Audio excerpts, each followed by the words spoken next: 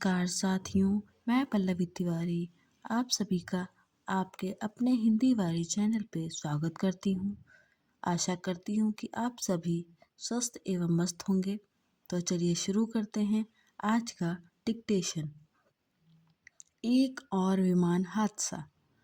बारामती में महाराष्ट्र के उप मुख्यमंत्री अजीत पवार की विमान हादसे में मौत ने देश में हवाई सुरक्षा को लेकर नए सिरे से सवाल खड़े कर दिए हैं।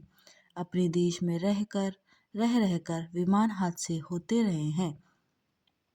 इन हादसों में अजीत पवार की तरह कई नेताओं और आम लोगों ने अपनी जान गंवाई है। मुंबई से बारामती जा रहा विमान जिस तरह हादसे का शिकार हुआ और उसमें सवार चालक दल के सदस्यों के साथ सभी 5 लोग मारे गए, उसने सुरक्षित हवाई यात्रा को लेकर जो चिंताएं पैदा की हैं, उनका समाधान किया जाना इसलिए आवश्यक है क्योंकि आम और खास लोगों की ओर से चार्टर विमान सेवाओं का उपयोग बढ़ता जा रहा है। फिलहाल यह स्पष्ट नहीं कि बारामती में उतरने की कोशिश कर रहा विमान किन कारणों से विस्फोट के साथ आग का गोला बन गया। यह स्वाभाविक है कि विमान दुर्घटना जांच ब्यूरो की ओर से इस हादसे की जांच होगी और वह ब्लैक बॉक्स की पड़ताल पर निर्भर करेगी। लेकिन इसकी अनदेखी नहीं की जा सकती कि इसके पहले 2023 में मुंबई में वीएसआर एविएशन का बॉम्बार्डियर लियरजेट 45 विमान दुर्घटना का शिकार हुआ था।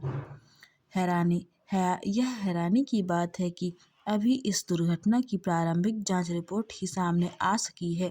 ऐसा क्यों है, इस पर ध्यान दिया जाना चाहिए।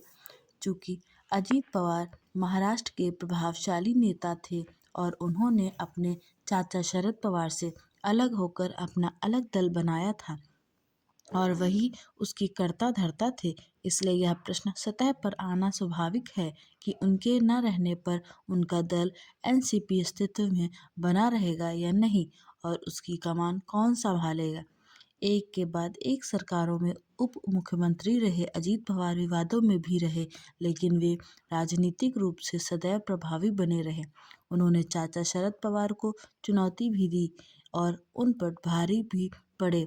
पिछले लोकसभा चुनाव में उनकी एनसीपी का प्रदर्शन प्रभावशाली नहीं रहा था और उन्हें केवल 1 सीट मिली थी, लेकिन विधानसभा चुनाव में उन्होंने 41 सीटें जीतकर अपनी राजनीतिक ताकत का आभास कराया था। उनका निधन महाराष्ट्र में राजनीतिक समीकरणों में बदलाव का कारण बन सकता है।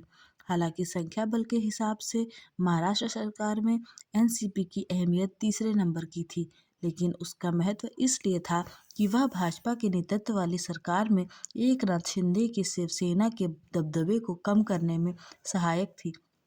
यह किसी से छिपा नहीं कि शिवसेना और भाजपा में खटपट चलती ही रहती है। इस खटपट के बीच एनसीपी संतुलन कायम करने का काम करती थी। पिछले कुछ समय में से यह चर्चा चल रही थी कि एनसीपी के दोनों गुट एक साथ आ सकते हैं।